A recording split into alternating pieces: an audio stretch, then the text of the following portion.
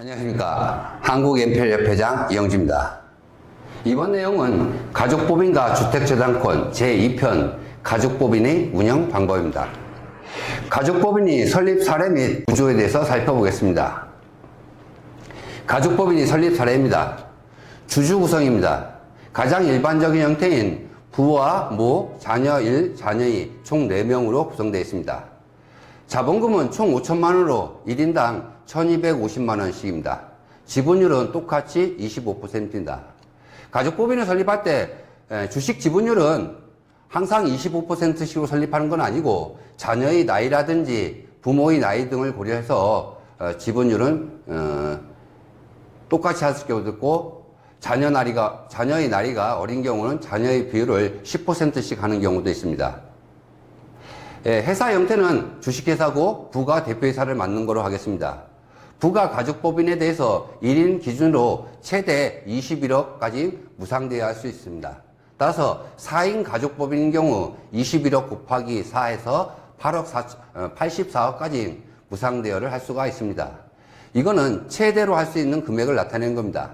가령 부모가 20억 원을 법인에 무상대여하는 경우 가족법인이 주주 구성을 자녀 2인으로 주주를 구성하고 1인당 10억씩 총 20억을 대여하는 경우도 있습니다. 즉 부모는 빠지고 자녀 둘만으로 가족법인을 설립하는 사례입니다. 부모의 나이나 자녀의 나이에 따라서 법인의 지분율은 항상 유동적으로 바뀔 수는 있습니다. 가족법인의 구조입니다. 부, 모, 자녀 1, 2, 총 4인으로 가족법인을 설립한다고 가정을 하겠습니다. 이 가족법인의 자본금은 5천만원을 하고 여기에 부가 가족 1인당 최대 21억 원씩 총 84억 원을 무상 대여를 합니다. 이 가족법인은 이 대여금을 이용해서 물건의 재테크에 투자를 하게 됩니다. 예금이나 주식, 대여금, 부동산 매입 또는 주택저당채권의 수익 등 이 무상대여금을 이용해서 투자를 통해서 수익을 발생합니다. 이 가족법인은 법인이기 때문에 여기서 발생한 수익이 있는 경우 나라에 법인세를 납부해야 됩니다. 다만 이 가족법인은 부로부터 무상대여금이기 때문에 84억 원에 대해서 부한테 4.6% 이자를 지급하지 않아도 됩니다. 가족법인의 운영 방법, 즉 투자 방법입니다. 무상대여금을 이용해서 가족법인은 이 법인이 재테크를 어떻게 할 것인가를 선택하는 방법입니다. 첫 번째로 은행에 예금을 합니다. 은행 예금의 장점은 매우 안전한 투자 방법이라는 것입니다. 단점은 투자 수익률이 너무 낮습니다. 지난 10년간 정기예금, 은행의 시중은행의 정기예금 평균금리는 약 2%였습니다. 두 번째 투자 방법으로 주식 투자가 있습니다. 장점은 큰 수익을 낼 수 있습니다. 반대로 단점을 살펴보면 큰 손실도 발생할 수가 있습니다. 만약에 주식에 투자해서 손실 발생 시 가족법인이 무상대여금을 상환해야 됩니다. 하지만 상환하지 않은 상태에서 부모가 사망 시 대여금에 대해서 상속세 문제가 발생하게 됩니다. 세 번째 투자 방법입니다. 부동산 투자입니다. 장점을 살펴보면 가족법인을 설립하는 가장 중요한 일입니다. 대부분 가족법인을 설립한 사람들이 무상대여금을 이용해서 수익성 부동산에 투자를 하는 방법입니다. 그리고 가장 선호하는 투자 방법입니다. 단점입니다. 무상대여금을 갖다가 가족법인에게 대여할 시 한 가지 가장 중요한 주의사항이 있는데요. 우리 국세청에서는 하나의 거래에 21억 7천을 초과하는 거래를 하면 유상과 무상으로 나눌 수가 없습니다. 이 얘기는 뭔 얘기냐? 가령 부모가 자식한테 과거에 10년 전에, 아직 10년이 안 됐습니다. 10년 안 돼, 한 5년 전쯤에 1억 원을 무상으로 대여했습니다.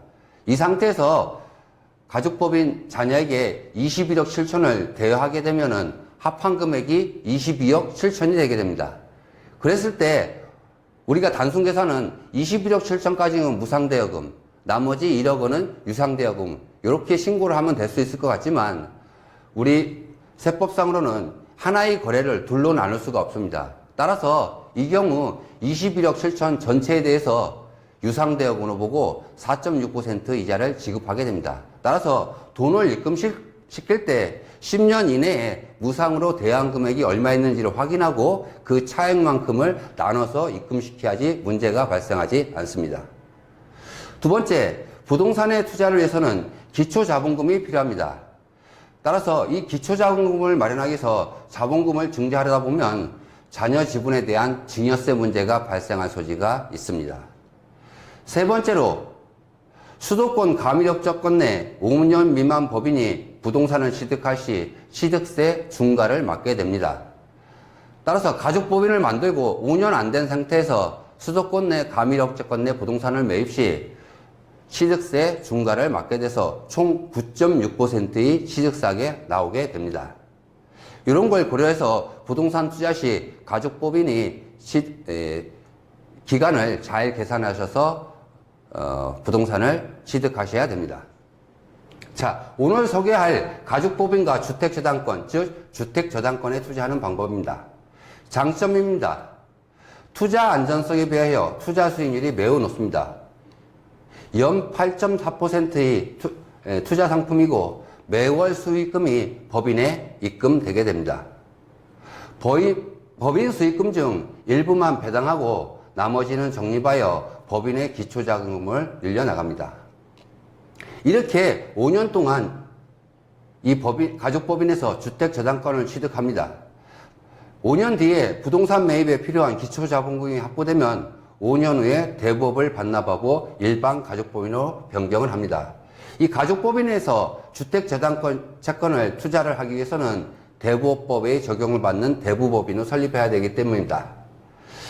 또 이렇게 5년 뒤에 대부법인을 일반 가족법인으로 바꾸고 이때 기초자금을 확보로 부동산에 투자 시 취득세 중과 문제를 해결할 수 있는 장점이 있습니다.